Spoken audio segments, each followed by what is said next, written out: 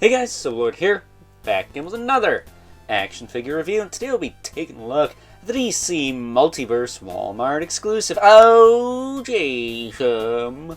Although to their credit, these gold label DC Multiverse figures have been relatively easy to find. Not gonna lie, almost easier than the mainline releases. Cyborg Superman, I'm looking at you. That said, today we're going to be taking a look at Vampire Shazam!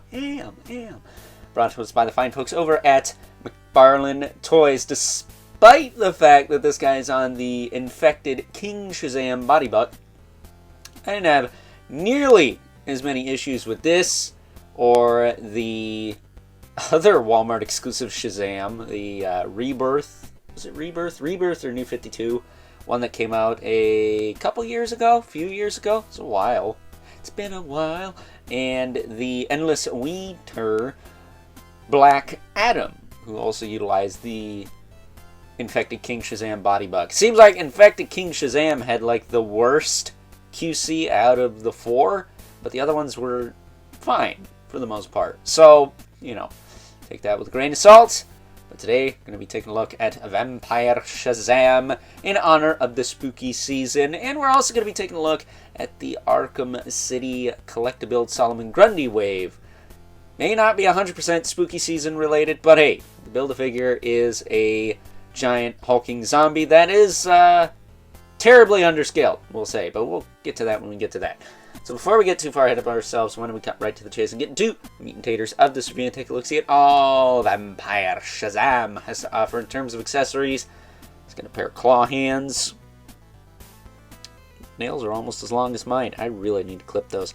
This has got like nothing to do with anything, and this is some random BS side tangent that T-Biz would normally do on a video, but I swear to God, clipping your nails is like one of the biggest pains in the arse ever. So I hate doing it. That's why they're this long. It's not that I like long nails, it's that I hate clipping them. Ugh. But at any rate, we also get a... Do I have it facing the right way? Collectible trading card. Right there. There's a bow on the back. I think it was upside down. Is that right side up? I can't tell anymore, guys. But there's a collectible trading card. Curious if it's any different from the Nightwing and Robin we looked at earlier this year. In hindsight, maybe I should have saved those for spooky season, but they came out like around or before Easter. It was quite a while ago. Not exactly even remotely close to spooky season, so hence why I didn't save them. Maybe there'll be another one out by now. Who knows? But he does have a hockey puck display stand. We're used to seeing with all McFarlane Toys releases, of course. And here is our Fang-faced Billy Batson. Looking pretty cool. He's got a new cape. At least I think it's new. I don't recognize it. And then he's got the new head sculpt, of course, and new hands. Obviously, he's got the claws and the fists with the elongated thumbnail on it. So, no, those are not reuse from Superman, which is cool. I like that. They spent a little money on the hands there. I think the rest of the figure is that Rebirth Shazam and or the Endless Winter Black Adam. Except maybe the lightning bolt. Maybe that's different, but because it might be connected to the cape. I don't know. They feel like two different materials, but either way. Look at that face. Now, he's got some weird D-bag My Chemical Romance, like, half-shaved mohawk thing going on, which is kind of stupid looking, I'm not gonna lie. I wish he just had, like, spiked up hair, or, like, slicked back hair like he normally has, but it is what it is. Obviously, he has it for a reason. I feel like he should have, like, a ponytail sticking out of the back here, but that would make it look even weirder. But as far as his articulation goes, he does have a ball joint in the neck as well as the head. So despite the fact that the double ball peg is kind of limited, you don't lose a ton of range because of it. He can't look down a ton. That's the only detriment. But he can tilt and he can rotate. So that's pretty cool. Shoulders will go out to the side about that far. I mean, they're going to be hindered by the cape. He does have that rotating cap thing, so he does have a bit of butterfly action in there. Can rotate the arm. He does have a bicep twist. That works quite well. He does have a double elbow. That's kind of gappy. That's the one thing that does suck about this body. This was the beginning of McFarlane's gappy cut joints phase, and it is not pretty. And then, of course, we got the ball hinge wrist that can rotate. I will say this freaking wrist on mine was pretty stiff out of package. I might heat the sucker up and see if that loosens it a bit. But at any rate, you can do that. Rotate around. And then he does have a hinge and a swivel in the hand itself. And as far as the torso goes, I think this torso actually gets decent range. Forward, you get like a notch. It's not the tightest thing, but it's definitely not the loosest. It holds its shape nicely. You can bend it back.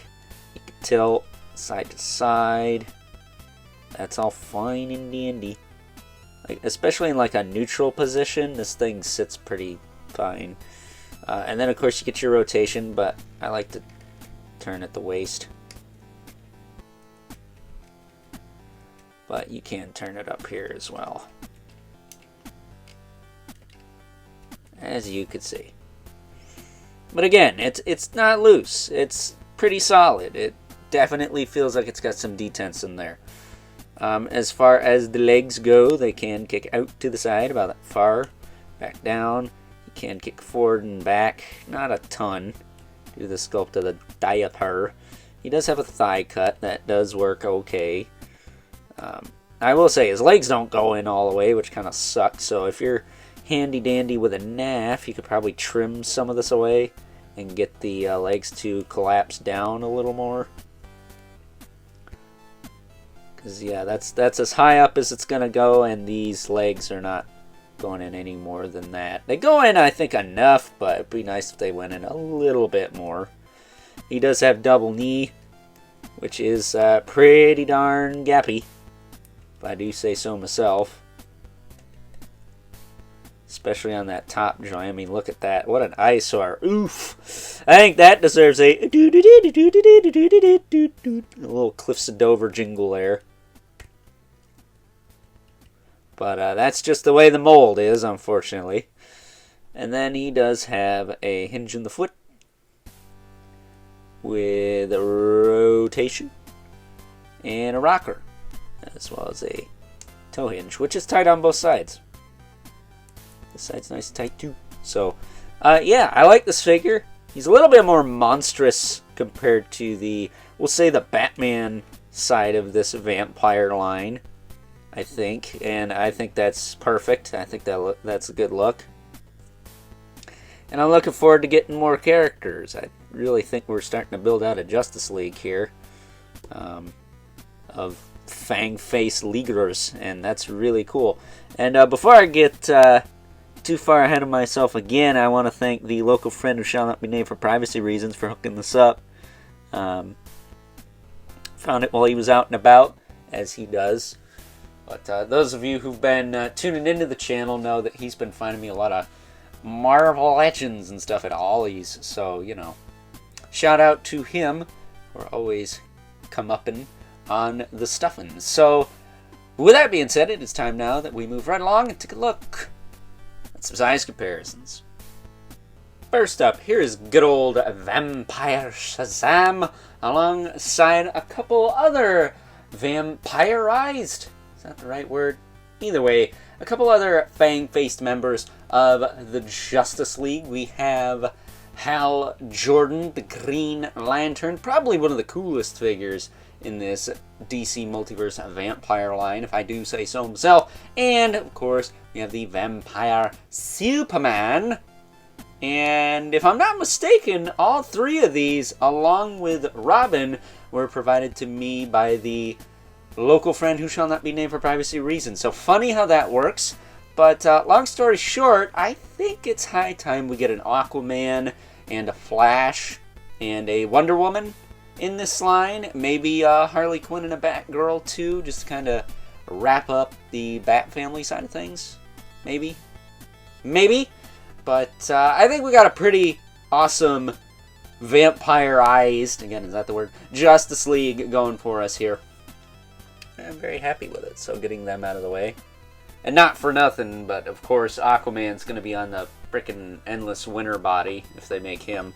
And Flash is most likely going to be on the either the kind of basic Flash body that we got, the Blue Beetle Booster Gold buck, or maybe even the Rebirth Barry Allen buck. Probably the Rebirth Barry Allen buck based off the one they chose for Green Lantern there. But bringing in our two regulars, the Mythic Legion's Brother Mandibilith and the infamous Element Spawn, who, as usual, no, he's not towering over everyone, though. Unlike Shazam, you can actually put good old Al Simmons' legs in all the way. Well, they are spread slightly, but I would say out of all the figures I had out, the Green Lantern and Superman, and of course Brother Mandibilith, have their legs pushed in as far as they can go and look pretty much normal. So, with that being said, it's time now that we wrap things up with some final thoughts. Overall, and while he may not be my favorite addition to the DC Multiverse Vampire Collection, the fine folks over at McFarlane Toys have been giving us via Wal-Mart, I will say that good old Vampire Shazam here is definitely one of the better ones, at least as far as being monstrous goes. This is a very monstrous vampire DC Multiverse figure. So if that is what you're looking for when you see these hanging on the pegs, then look no further than fang-faced Billy Batson here. So with that being said, I hope you guys enjoyed this review. And until next time, I'll catch you guys later.